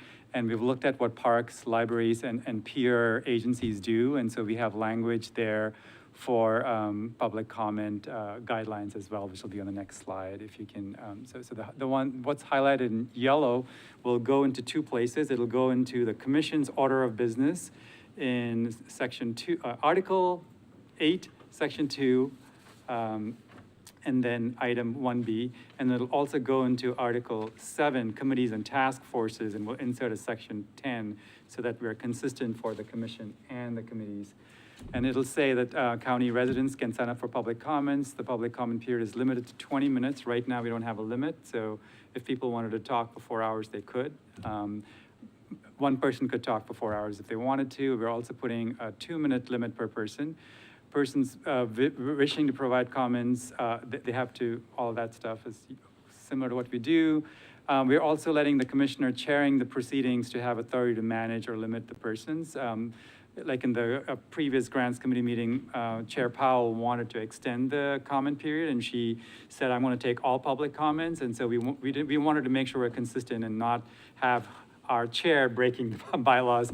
So we're saying that the person chairing the commission or committee meeting has the ability to manage, extend or limit the comments as needed. So we're consistent in all of that. Yeah, and let's leave it on this slide for a second, because we don't have this in the packet, so that everybody has a chance to review it. And I am going against what I, Do you want to say anything? No, I can answer questions if there's cool. questions. Yeah, Commissioner Teague. So I'm unfamiliar with the state law requirement that all the committees have to also have public comment. Do we have to have public comment, or is that something that's optional? Yes, Does it have to be, because the committees are subject to the Open Meetings Act, because there's. 2 does the public commissioners. comment have to be oral? There has to be a time given at the start of the meeting for someone to come to the meeting to address the body, There does. yes. No, it doesn't have to be, you don't have to come up with 20 minutes. Yeah. Some of the groups say 10. Yeah. Well, that's why we have the last line that says the commissioner chairing can decide. They can manage or limit it. So we're trying to be as creative as possible, because we don't have to vote on this again for a while, hopefully. Right, and I'm just thinking in terms of the various committees, it's going to be difficult for us to, you know, our meetings are long, and I want to make sure that we don't lengthen them anymore, and 20 minutes doesn't sound like a whole lot of time until, you know, you've got. Till it is, yeah. Exactly. I mean, but the role of the commission is to listen to the public, right? So I'm not talking about the commission itself, I'm thinking of the committees. Yeah, I hear that. My sense is that 20 minutes is adequate, and that the commissioner chairing the proceedings bit gives us flexibility there. But if y'all would prefer it be 10 or 15, we can certainly amend the motion and do that. Yeah, Commissioner Byrd. Well, if you are limited to 20 minutes of comment total, and each individual who is commenting is only allowed 2 minutes, that's 10 people. That's, how many did we have on August 17th? I don't know, how many do we have? Like, All out. I don't remember. but we also didn't have the 2-minute And we limit. didn't have the limit, but this seems reasonable. We may need to consider expanding the length of time allocated for committee meetings, because if you do take up 20 minutes out of a 1-hour meeting, all of a sudden you only have 40 minutes. for Right. committee. Yeah, totally. I think that, but my personal opinion on it is that we should go ahead with this and just try it, because we don't have anything right now. Certainly feels better than nothing. Yeah. But if we, crash and burn, then we can change it again, It's our commission, we do what we want. Okay, so I'll take the next slide. I have a Or, I'm question. sorry, Commissioner Perez. Yeah, so, I'm not sure if I'm, not understanding well the 20 minutes and 2 max per person. So if we have 15 people, It would be up to the commissioner's discretion whether or not to extend the time. That also is assuming that every person comment is using the whole time, which they may not Got it. choose to do.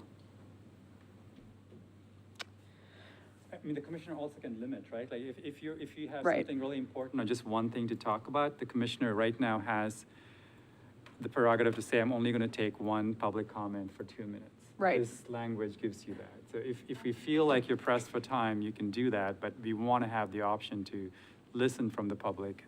It gives you that. I'm trying to make it as flexible for you so it doesn't bind you, but also lets us meet state law. It's providing structure for guidelines to be efficient. Right now, it's just like you said at the beginning, it's a wild, wild west. It could be Yeah. 2 hours and everything we do, the community looks like you're silencing or censoring, and we're dealing with it just as much as the commissioners. So this is providing a guardrail to be efficient and cultivate conversations and listen to the people. So let's look at what the motion is. You want to go to the next slide? It's just question and discussion. Oh. Oh, And there's a motion. oh, doggy, okay, all right. I'll move to approve. Okay, great, love that for us. Okay, Commissioner Cheek has moved to approve And I'll second. the bylaws amendment, and Commissioner Brewer has wisely cut me off, and seconded. Is there any discussion about the motion? Anybody having any other questions about it? Okay, cool. And we'll take a vote. All in favor, say aye. Aye. Any opposed? Okay, strictly none opposed. So we've approved the public comment amendment to the bylaws. And then finally, we have an ad hoc committee, the advocacy committee. This is just an update. You all approved it in the summer, but there was so much going on. Oh, I just wanted to remind everyone that the advocacy committee is a standing committee. It's not an ad hoc committee anymore. Oh. And, sick. yeah, so I just wanted to remind you. So we This don't is- need a motion? No. The no, advocacy committee is already a standing committee? Yes. I need like a, Gavel. like some sort of, so, yeah, I need like a soundboard. Oh my God, I'm totally gonna make one. Okay, now, for the first time in my tenure as chair, we are running behind. So let's go ahead and move to the Grants and Funding Committee, where we have two action items and 3 information items, which I remind you, I'm a strict 5-minute limit on that. So who is presenting on the restorative arts contract extension? Do you want to do it, Marissa, or you won't? You can, okay. So we haven't had a restorative arts manager. That office usually has a restorative arts manager, a full-time restorative arts coordinator, and then a half-time restorative arts coordinator. We've been kind of stumbling through it with just Marissa supporting it for, again, almost more than a year. So to keep the service we are providing intact, we are asking permission from the commission to extend the contracts through June of 2024, so that the existing contracts can just be extended. We don't have the capacity to put out new calls, evaluate them, and get them turned around. But in the good news side of things, in your packets that you received, we've hired a restorative arts manager, and he's starting December 4th, so hopefully we'll be able to get going on that quickly for next year. Can you remind us the 4 partners who will be working on this, Marissa? Can you speak into the microphone this time? It would be extending the current contracts of Nashville Repertory Theater, Southern Word, Global Education Center, and From the Heart International Education Foundation. Nashville Repertory Theater would be continuing their programming in the diversion program at Johnson Alternative Learning Center. Southern Word would be continuing their current programming at the Juvenile Detention Center and in probation and diversion. Global Education would be continuing their current programming at the Juvenile Detention Center and at Napier Elementary School. And From the Heart would be continuing their current programming at the Juvenile Detention Center. Cool. So with that, I will entertain a motion to approve the extension of arts programming for court-involved youth through fiscal year 2024. Moved by Commissioner Byrd. Is there a second? Seconded by Paul. Is there any questions or discussion? Okay, let's have a vote. Let's have a vote. All in favor, say aye. Aye. Aye. Any opposed? Cool. The motion carries. And can yeah, I also of just course. be noted as Recusing. recruising? Yes, Yep, thank you. Yep, she is cruising down the highway. Yes, yes. Okay, so let the minutes reflect that Commissioner Kurtz has recused herself from that vote. Do you want to move on to the other action item, number 3, or do you want to, Sure, hit- we'll do. just to get the can you action items yeah, out of the way in can you case do the anybody has action to item? go? Jonathan, can we just do the action item for Thrive? Thanks. The 3 that we have to correct? Yeah, so we have a correction on 3 awards that were not included in your initial approval of the Thrive grant, the Thrive Call for Artist Services. Those are Matthew McCoy, artist, for $10,000, Kasumi Bledsoe, Queen Bee Inc. for $10,000, and Angel Adams with Trinity Community Commons for $10,000. The correction was originally there was some confusion whether they were representing themselves or they were with an organization. With Thrive, we were allowing people to represent an organization as well as they could apply as an individual artist. So this was just a simple correction that allowed that we confirmed that these 3 were eligible to receive Thrive funding. They were not duplicates, and a lot of them Right. had written letters of support for others who were applying, and so it looked like they were all doing the same thing, but it was just letters of support. So we clarified that they're individual, independent projects, and so. So, yeah, so where'd it go? Can I see the motion, Next. Chuck? Okay, so I will hear a motion to approve funding for 3 additional Thrive Awards. Matthew McCoy in the amount of $10,000, Kasumi Bledsoe for $10,000, and Angel Adams for $10,000. Is there a motion? I so move. Moved by Commissioner Brewer, is there a second? Seconded by Commissioner Dupree Love. Any questions or discussion? How are you feeling over there, Commissioner Kurtz?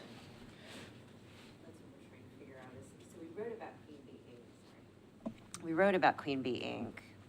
I think if you but want to it recuse was yourself, that's cool. Elishaba and not Kasumi. Oh, okay. I mean, if you feel good about it, you can recuse yourself. I mean, it's not the end of the world. There's no financial gain. Right, there's no financial gain. Do you feel personally prejudiced by your interactions? Okay. Okay. I think, Be neutral, that's fine. cool. I think Commissioner Kurtz is in the commissioner clear. Okay, we've had a motion and a second. All in favor, say aye. Aye. Aye. Any opposed? Great. Okay, and so with that, those are the action items. Everything else is an information item, and if you have to go, I won't hold it against you. But if you like information, I like information, hang around. So let's look at the FY24 operating grant and Thrive updates. Is that going to be you as well, Daniel? Yes. Okay. So we were hoping to open it this week, but there's still a lot of questions. We're working with legal and with procurement on what we can do. So we're hoping we can open them by the end of the month. Once we get clarity from all the departments, we'll get them open. That's the second item. And then there's an appeals process with MHRC. I emailed you the full document yesterday that MHRC has sent us. Neither legal nor I or staff have had a chance to look at that, so we'll look at it and then we'll get back to you once legal guides us with what the next steps is with that. Daniel? Yes, Sorry, Executive Director. yes, If we have questions, can we email you? yes, anytime. Okay, cool. If you all knew how much I email Daniel, okay, so do feel free to email Daniel. Anytime, He loves yes. emails. And then FY24 operating grant, we're almost at the contracting stage. We've had a couple of changes in the contracting process because we have the $2 million that's coming to us in January is causing us a couple of questions in the approval process or contracting process. So we're ironing those out, and once we get those ironed out, the contracts will be done and they can invoice us. The Thrive projects have, I would say like 90% of them have been processed and about 10% are on their way to being processed. Where's John? Okay, 10% still to be paid with Thrive. So that's all of the grants. Updates, it leads us into the communications updates. Molly, do you want to do the first slide? Yeah. Okay, so as Commissioner Kurtz recently alluded to, I just wanted to share, and all of these were in our Arts Alert and on our social media. I just wanted to highlight them quickly in case you missed it. So there were, Unfocused Magazine had these really beautiful articles about North Nashville artists, Elishaba Morozic, Jamal Sheets, who's the director of art galleries at Fisk University, and Nate Harris. Oh, sorry, you can go back still. I'll let you know. And Nate Harris from Woodcuts Gallery. The writing is really incredible and the photography is beautiful, so I just wanted to highlight that, as well as a feature about Daniel, his background growing up in India and then coming to the United States, and then his work here at Metro Art. So just encourage you to check out those articles if you haven't already. Next slide, please. Also, we've been doing more radio interviews, and so Daniel and Jamal Sheets were on News from the Community with Sharon Kay. Chuck was actually on several months ago with Sharon Kay, and I think we're going to be regulars on that show, so stay tuned for the next episode. Next slide, please. And then also Daniel joined Erica Perry, the executive director of the Southern Movement committee on Straight Talk with WENO radio. And this is another station that we are developing a good relationship with, and just really working towards trying to reach more audiences, both through traditional and digital media, as well as through more community-based groups. And I think we have a slide coming up about that. Okay, so I'll turn it over to Daniel for this section. Yeah, so we wanted to try something slightly different. We've been doing our traditional outreach work for a long time. You know, we have our swag, our crayons, coloring books, which are a huge hit. But we're trying to like figure out what we do in the digital space. So last fall, we offered the NFT workshops, and we had almost 30 people sign up for that. And this is another artist who works in the social media art / typography art intersections. I just want to, can you play the video, Chuck, for us? This video has had 36,000 plays on Instagram and 4,000 plays on Facebook. We're going to try to find it and play it for you in a second, just so.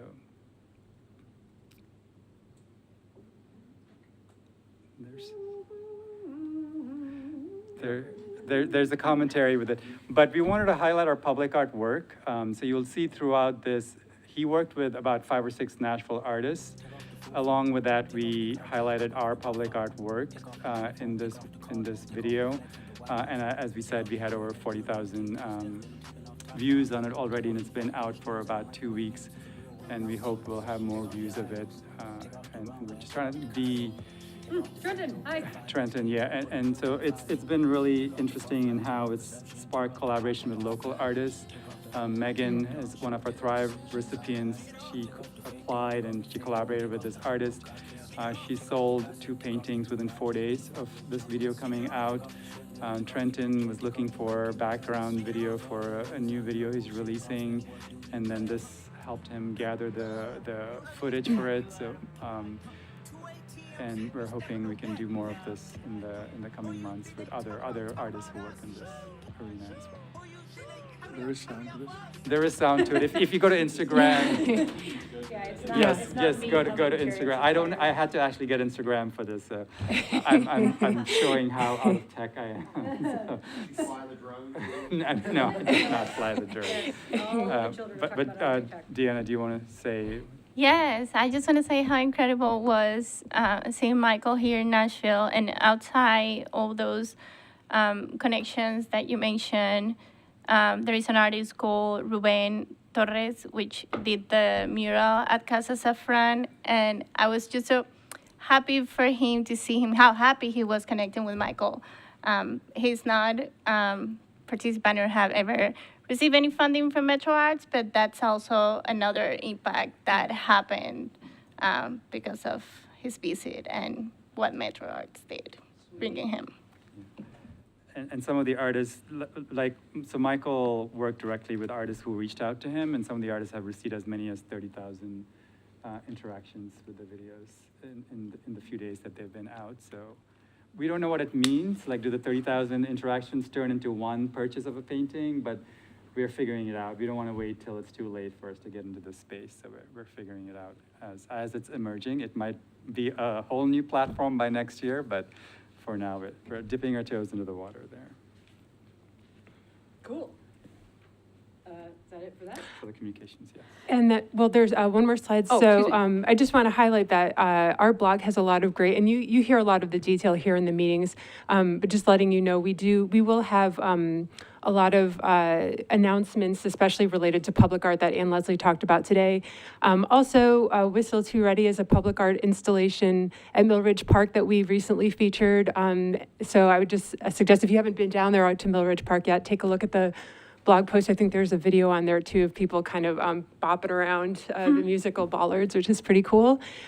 Before I turn it over to Daniel about relationship building, I just want to let you all know that this is my last meeting as communications manager. We have a new communications manager, Darren Jackson, starting on October 30th. I will be moving over to supporting our cultural planning process, which we're hoping to kick off in early 2024.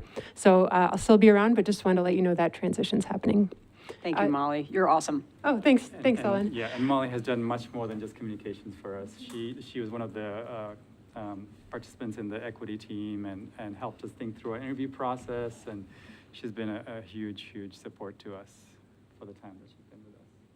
Thank you. Molly, yes, Commissioner Thank you. Perez. Oh, sorry. I'm in charge, though. Yes, Sorry, Commissioner I don't Perez. know what's happening. I barely talk during these meetings. I have an amazing video that I did with my kids at the park. I don't know if I need anything or you need anything, but you're free to use it as a promo. I'm not the best video producer, but these are my kids, and it was so fun to be there. Great, thank Yeah. you.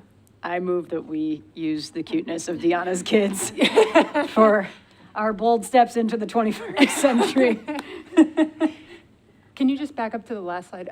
Daniel, do you want to touch on these relationship building Yeah, so we've meetings? been working on meeting different groups so that we're not always just reaching out to people when we need support from them, council time and funding time. So we've been working with the Hispanic Family Foundation. I went to the Interdenominational Ministers Fellowship, NPT. We've been meeting with TSU, Urban League of Middle Tennessee, Tennessee Latin America.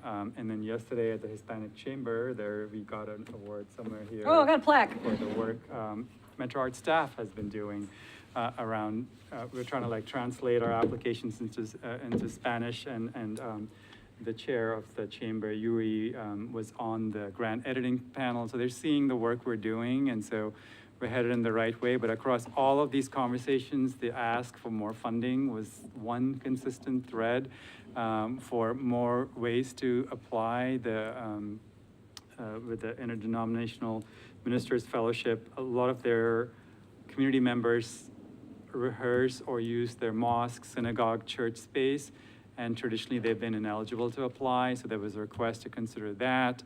The Urban League of Middle Tennessee was talking about us partnering with them because a lot of the artists are working through them to get assistance to affordable housing, and so they have large email lists, but we're not getting our applications to them. So everyone wants us to give more money and be in more partnership with all of them.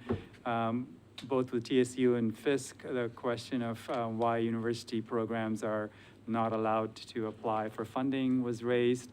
It all is going to come down to us raising more money in the coming years. Like every single person's been asking us to do more. So I just wanted to say it's on our radar, and hopefully it'll help us present a compelling argument to the mayor and council to make that case.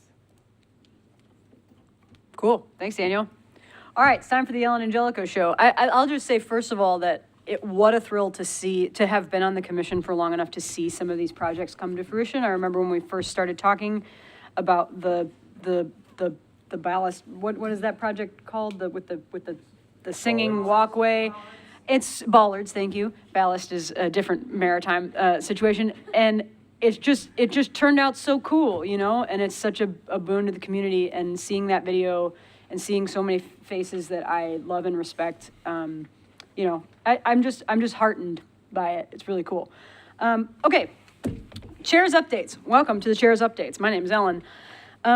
I would like first to acknowledge our August meeting and thank everyone who was a part of that conversation. Thank the public for being here. Thank the public for taking time out of their day in August. I see you back there, Lydia. They showed us how much they care. And, you know, even when we disagree and even when it's hard, that's a positive feeling to me.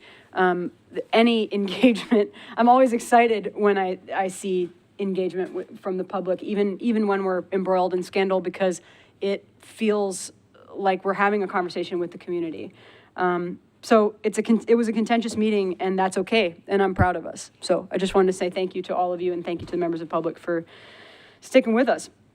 Here's a fun thing. I would like to begin having regular meetings of the executive committee. Doesn't that just sound like a gas? To have some discussion between committee chairs before bringing items to commission. So we have new officers now. I imagine we'll have new committee chairs when we get new commissioners in January. Or some might continue.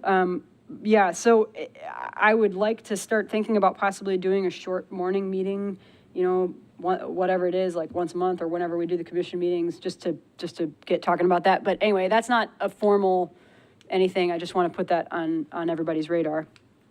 I would also like to begin having, we are already having good discussion in committee meetings, but I'd like to, I don't know, I'd like to think about how we can engage the commission and the public in the committee level, because, partly because I want to keep our commission meetings efficient, but also because, we're not all experts. We're all experts in our own, area, but we're not experts on every issue, and a lot of the folks in our committees are experts on the issue because they come from the community. So I'd like to, as a commission, try to put some a vote of confidence for those groups, some trust in them by showing up. If you have an interest in a specific charge of what we do here at Metro Arts, feel free to attend the relevant committee meeting. I personally, in my capacity as a CARE community member, have been attending public art meetings for a while now, and I have learned a lot about that process, how we end up with the motions that we end up with, the motions that are recommended by staff. These things don't come out of thin air, they come out of this deliberative process. So I would love it if we could all kind of pitch in and get involved where we have space and capacity to do that. And yeah, that's it for me. So what else we got? Let's see. Does anybody want to bother me with anything? You have any questions or Really trivial bother. Yeah, please. I'm sitting here looking at these revised minutes, and I'm absent from that meeting, but I was there. Oh, how about that? And I recused myself when that was one of the amendments. The ghost of Will. Oh yeah, look at this. You're both present and absent. You're like Schrodinger's commissioner. You both are and aren't there until we open the box. Hey, legal, what's happening? How do we go back and fix that? Do we have to rescind the motion? Can I and say retake something it? really quick? Yeah, what's up? I believe that's because, did you leave early? I know that we were keeping up, because not everybody stayed the entire I time. didn't stay the entire time. Yeah. And I think that's why it said that you were present and you were absent, because you were there for the beginning of it, but then you left. Okay. So if I need to put that in a different way, if that could just be told to me how I need to do that. Oh, good question. What are you guys thinking? Well, how would that be? What would be the right way to indicate that? I would move that you change the minutes to reflect that Mr. Cheek was there at the beginning of the meeting and then he had to leave later. Okay, so how about this? I'll entertain a motion to, well, shoot, we got to rescind. Okay, I'll entertain a motion to rescind our previous vote on the minutes. Moved by Commissioner Byrd, is there a second? Seconded by Commissioner Brewer. All in favor, say aye. Aye. Okay, all opposed? Great. I don't know why you would ever oppose that. Okay, great, so those are rescinded, and now I will entertain a motion to strike Will's name from the commissioner's absent bit and insert a parenthetical after his name in the present that he, left a few minutes early. Does it matter at which point he left? It would be best if you could watch the video and tell. Okay, so if we could add that in there, so a parenthetical after his name and indicating what time he left. So I will entertain a motion to that effect. I so moved. Oh, Will's going to determine what time he left. So, I left after we voted. Okay, Right before the featured artist, because most of them cleared out. okay, got it. So that was, After, item L, after the director's report? Yes, yes. okay, great. I guess I need to stay for meetings. We're all just doing what we can. Okay, so I will entertain a motion to remove Will's name from the commissioner's absent. Oh, that means I'm fully cooked. And to insert after his name and commissioner's present a parenthetical stating that he left after item L. Is there a motion to that effect? Okay, Commissioner Byrd has moved to make those adjustments, seconded by Commissioner Brewer. Better take a vote. All in favor, say aye. Aye. Any opposed? Okay, I would like to make a motion to know why there's their beeping. Justice check. Okay. goes up all the time. Oh, okay. So It's all of the us just door. work through It's it. just the So door. This building has been decommissioned, and so Yeah, I'll say. nothing ever gets repaired here. Okay, So we just work. We don't even go out the office anymore. Look. incredible. Okay, last up, we have 7 minutes. And I'm sorry, Daniel, that this is cut into your report, but do what you can. I will. I think a lot of this is just questions, and Ellen and I are meeting weekly going forward, but right now, I feel like I'm running 90 miles an hour forward, but looking over my shoulder back, trying to fix like 5-6 years worth of pandemic-related issues, staffing issues, hiring freezes, all of that. So we're also losing Skylar. Skylar was on the top of her grade for over 5 years, and because of the hiring freezes and no raises and change of EDs, no one moved her up, and so she decided she wasn't gonna wait anymore. So now I have no one in the finance and HR department with approvals for HR or payroll. We're in that moment. So I'm just giving you all an update, and it takes 6 to 8 months to like get someone hired and trained through all the processes to be able to actually approve one single PO. So we're in that moment right now. It's gonna be a tough few months coming up for us. And because our financials have not been, I don't know what the word is, fully staffed financials for the past more than 6 years, our budget has never been accurately representative of the full staff. And so now when I'm trying to get the full staff, HR and finance is fighting me or asking for clarifications. I won't say fighting me, asking for clarifications, but it's really, really hamstringing me to an extreme. I sent out the financial pictures last week, not last week, whenever the board packets went out, statements, but anything we're adjusting to like get back up to where the staff was 5 years ago. We haven't been fully staffed for 5 years as an office. So we're trying to get back up there. And so now I'm having to move things from copying and consultant services and wherever I can to get the salaries back, because when a salary is not used that year, we lose it in the following year, and we haven't had a full staff for 5 years. So you will see about $252,000 that's been moved from services and copying and consulting, all of that to help us get back to full staff. Procurement wants me to let the full commission know. Typically, the commission votes on grants and funding and programming, right? Like you don't get involved in the operating side of things. But because this is such a huge amount, I'm letting you know that. And I check in with Ellen, and she sits in on meetings with me with procurement all the time. I'm gonna ask, again, I don't wanna make any decisions as this commission is rolling out, but I would love to have some actual delegated authority. Right now, it feels like I don't have any delegated authority. Every time I try to make a change, HR disagrees, procurement's disagreeing, budget is disagreeing, and I'm spending most of my time trying to schedule meetings with these three entities, and then with legal added on, it's like a fourth body. So once January, the new commission comes on, I'm gonna ask that what's delegated to me in the bylaws is actually delegated to me so I can run this office. Otherwise, it's not what I was told when I was interviewing for this position. Right now, I cannot do a single thing without everything having to be approved by all four of those departments and the commission, and I can't work that way. So Is there something we can do for you now? Not right now. It's just, yeah, it's all just bottlenecked right now. So. And I'll just jump in really quick because I was in the meeting with budget, and the stuff that budget is asking Daniel to bring to the commission is like pretty nuts and bolts and like not. It's not related to grants. It's not. Yeah, related to it's not. anything. It's almost entirely related to staffing, and so there's a lot of information in your packet. I know it's a lot to take in, but like if you have any questions about where the money is going, it's all here.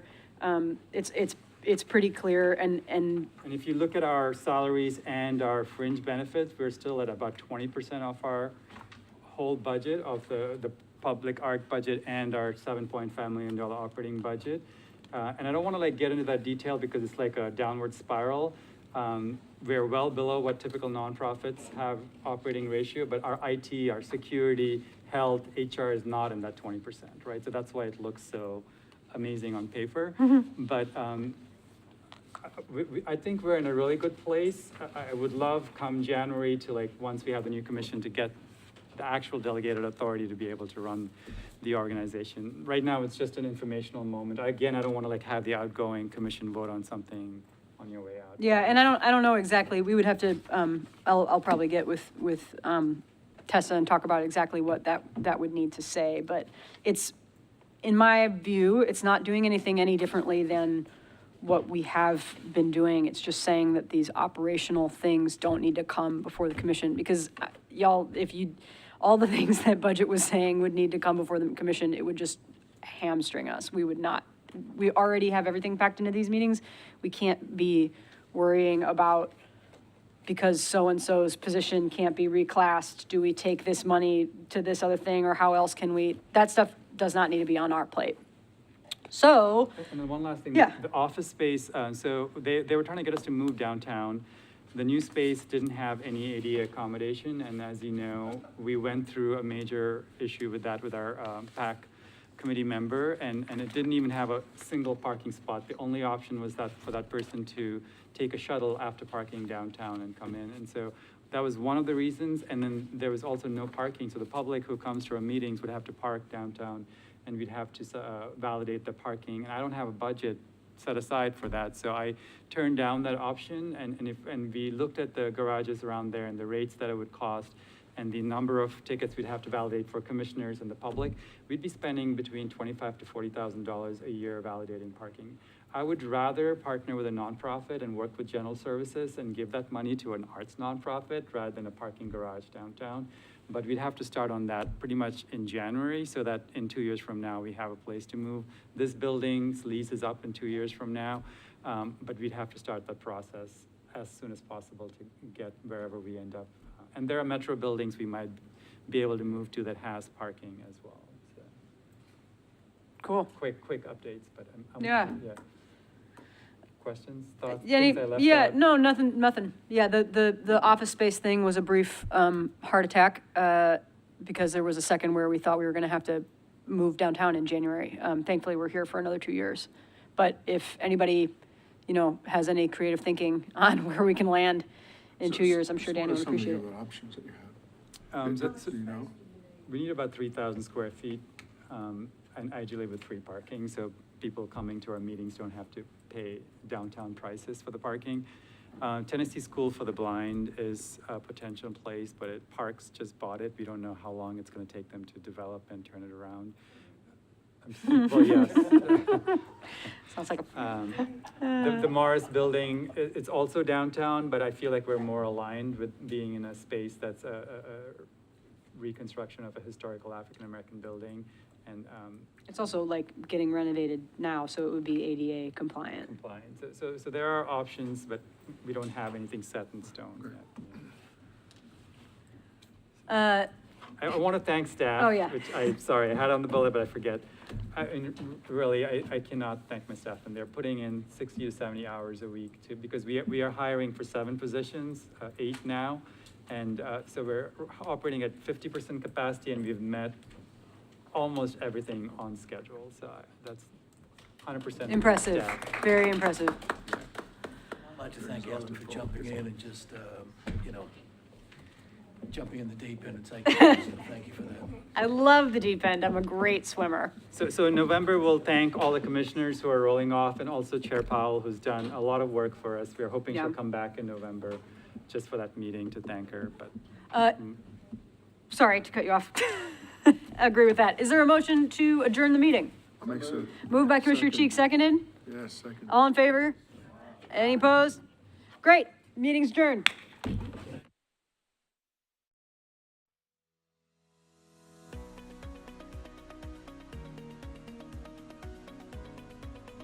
This has been a service of the Metro Nashville Network. If you would like to see this presentation again, or for more information on this and other programs, visit nashville.gov.